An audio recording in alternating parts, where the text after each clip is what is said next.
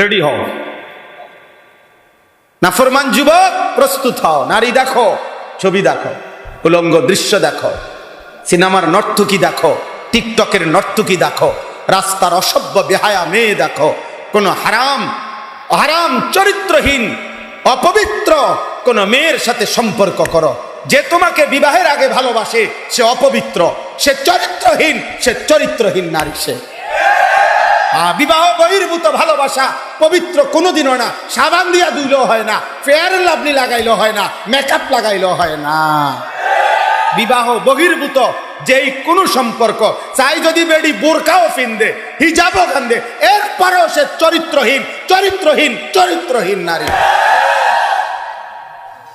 সোজা কথা। বিবাহের বহির্ভূত কোনো মেয়ে যদি একবারে হিজাব পরা, মেকআপ পরা, চোখও দেখা যায় না, কিন্তু তোমার লগে কথা কয়, তোমার লগে আলাপ করে, আর মানুষের লগে করে না, আরই তো তোমার লগে করে, তো তোমারটা বুঝি জায়েজ, আর মানুষের লগে কথা কইলে বুঝি গুনাহ। কথা বলে না কেন? অতএব সে চরম নষ্টা মেয়ে, চরিত্রহীন মেয়ে।